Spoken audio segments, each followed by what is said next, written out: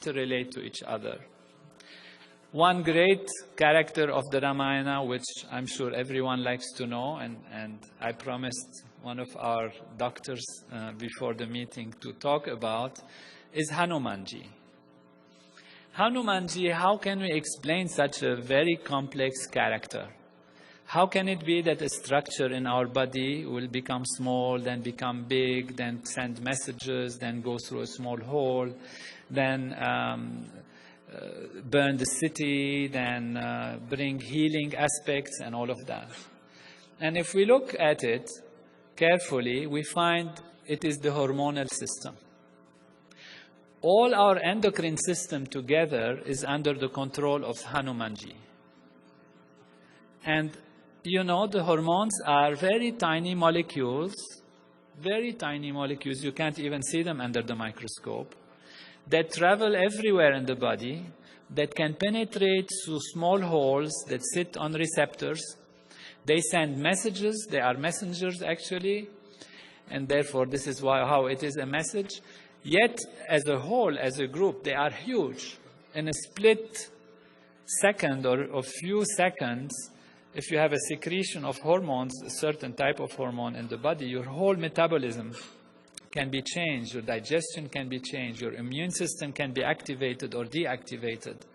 And when you look in the Ramayana and see how Hanumanji is described, you actually find that this is a physiological description of the entire hormonal system. I let you read how the Vanaras, which are the monkey-like aspects, are actually guided, and their king, Vali and Sugriva, and the relationship between them, and how they actually control the hormonal system. If we look at the pituitary gland, which is called the master gland of the body, we find that the anterior pituitary gland is Sugriva, and the posterior pituitary gland is Vali. Angada is the son of Vali. There is a long story of how they interact to each other, how Vali goes into the cave, which is the Sella Turcica, a specific cave in our brain, actually, existing in our brain. And only Vali could go through it, Sugriva had to wait on the door. And the whole story, in its very delicate intricacies, how Vali told him, I will send the milk if I kill the demon. If all of you, I don't know how many will remember that. And you see that this part of the structure of the pituitary gland is related to milk secretion, how this part is related to other aspects that are described almost technically precisely in the Ramayana, in word for word, as if you just change the words and the Ramayana becomes a physiological book, a book of neuroanatomy or neurophysiology. It's just by translating the names from the ancient Vedic names to the modern names, you see an exact and precise description of what is taking place. And what is amazing also is that even if you go back into the stories, for example, Vali was said to have been born from the head of his father, Riksharaja, and Sugriva was born from the neck of his father, Riksharaja. And then they joined together and worked together. All those who knows embryology, or remember something of it, we know that the posterior pituitary gland actually comes from the neural tube, which is from the head. And the anterior pituitary gland, I mean in our body, in physical physiology, the pituitary gland comes from the top of the neck, from the palate, the anterior pituitary. And the anterior pituitary climbs and joins the posterior pituitary. So when it's said in the Vedic literature, in the Ramayana, that Riksharaja's head, from his head came Vali, and from his palate or from his neck came Sugriva, it's an actual, precise description of how the structure actually developed, how they joined together.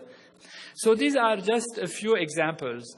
The time doesn't allow us to go into it. Ramayana is so delightful. We could spend the whole night talking about Ramayana and certainly seeing how it connects to our body. But that's the point of the evening today, is to give us an idea of how actually we are Veda, in a physical way, how Ram is within us, Sita within us, Hanuman, Ravana also somewhere, and how they all interact, and how the story of the Ramayana is the story of our own development and our growth in higher states of consciousness, and how by actually achieving enlightenment and higher states of consciousness, we understand all the developments of the Ramayana taking place within us. This is the story of how creation is made, how life is made, how our body is made, how our society works, and how our universe works.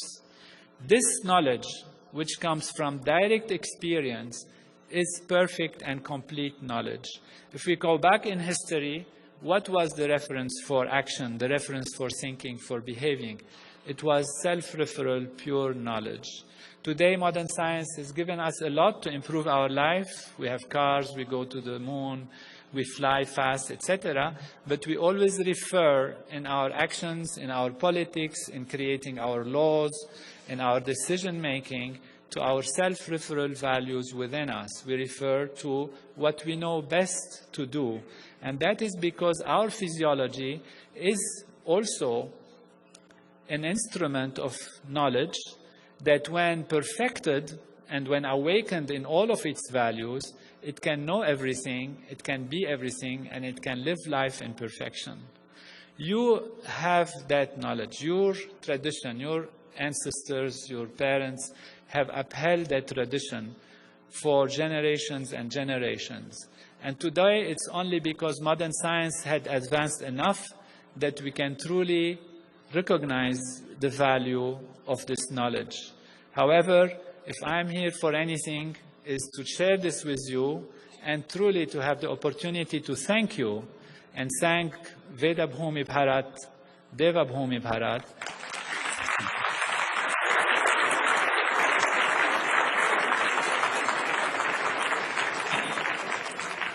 and the holy tradition of Vedic Master, and of course my teacher, Maharshi Mahesh Yogi, for maintaining this knowledge and giving it to the world for the creation of a true Ram Raj, heaven on earth everywhere.